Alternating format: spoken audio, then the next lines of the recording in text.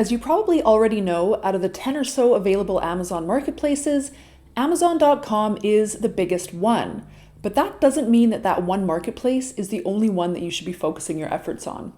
In fact, if you're like me, you might find that your books actually generate more royalties in a market outside of the US, likely the UK market, which is the second largest Amazon marketplace. But how exactly do you effectively target marketplaces outside of Amazon.com, aside from simply ticking that little box next to your chosen primary marketplace when you're going through the publishing process? Stick around and you will find out. If you're new around here, my name's Rachel Harrison-Sund, and I help people to generate passive income, creating and selling journals, planners, notebooks, and more on the Kindle Direct publishing platform. If that sounds interesting to you, then please hit the subscribe button and the bell so you can be notified every time I put out one of these videos every single Monday. Now, when I started publishing low content books, there really didn't seem to be that many people effectively targeting the UK market. So I decided to take a crack at it. Now, since originally I'm from England, I grew up in a British household and still visit pretty frequently. I've got a pretty decent understanding of the subtle and sometimes not so subtle differences between English and American English.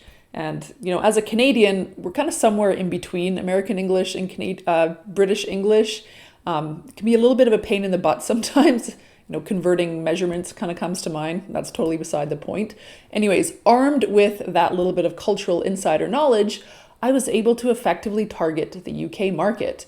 And I'll get into the details of how I did that in just a couple of minutes. Anyways, after a while, about 80% of my royalties started coming from the UK market, which for me was great living in Canada, considering what the exchange rate is, when those pounds get converted into Canadian dollars. Now, it's quite likely that other smaller markets aren't being effectively targeted. So if you have any special knowledge of these markets, leverage it where you can in the ways that we're about to talk about.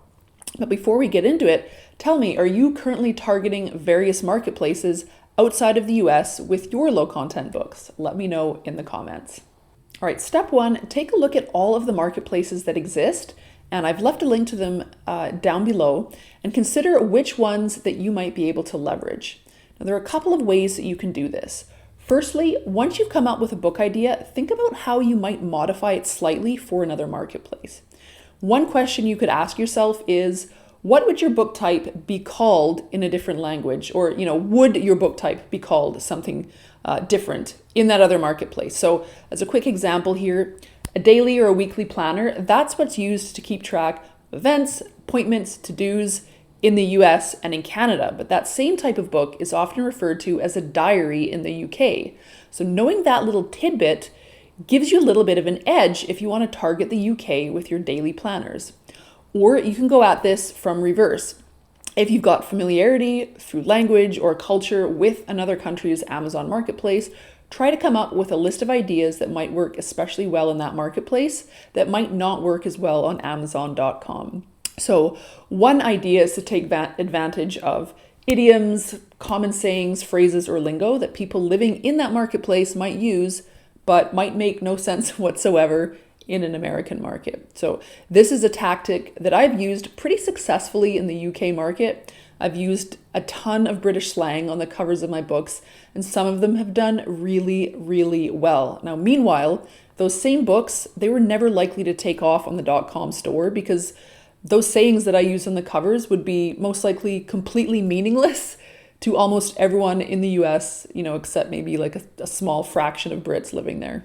Okay, step two, you're going to conduct all of your keyword and category research in your target market. So if you're targeting the UK market, you're going to go over to amazon.co.uk and do your research there. If you're targeting the German market, you'll go over to amazon.de and so on. The keywords that people are searching for, along with their search volume, are going to be vastly different from marketplace to marketplace. And the Amazon browse categories, they are different as well. So you've got to go to the appropriate website to do your research. And, when you're doing your research, keep in mind all of the differences in language when doing your research. This is pretty obvious for marketplaces that are in different languages, but maybe not quite so obvious when you're dealing with two English-speaking marketplaces like the US and the UK. Remember, as I already just touched on, while the US and the UK are both English-speaking countries, there are some differences in spellings and some pretty big differences in word usage. So for instance, you are not going to have a ton of luck getting accurate search data searching for coloring book, COLORING on amazon.co.uk, but you are going to have luck searching for coloring book, COLOURNG. And then also going back to my previous example of the US daily or weekly planner versus the UK diary, if you're doing your research in the UK store, you'd want to be searching for diaries, not planners.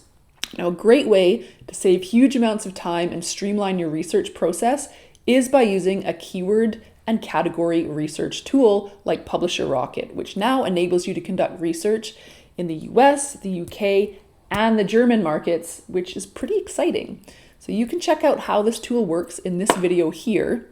Now, there's been a few more minor updates to the interface since I published that video, and I don't think that research in the UK and the German markets was available at that time, so you're not going to be able to see that, but you are still going to be able to get a good sense of how the tool works and get a good sense of just how much time it saves. And then I've also left a link down below to Publisher Rocket if you'd like to check it out there as well.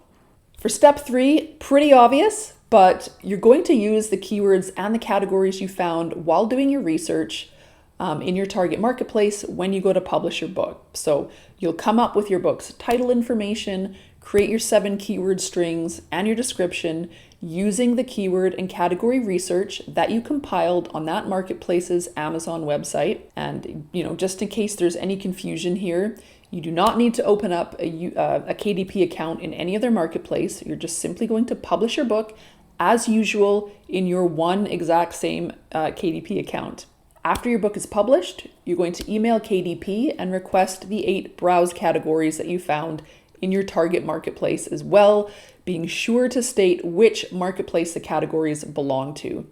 And if you've got no idea what I'm talking about when I say Amazon browse categories, you can check out this video here, which will help you understand the 2 different types of book categories that Amazon uses.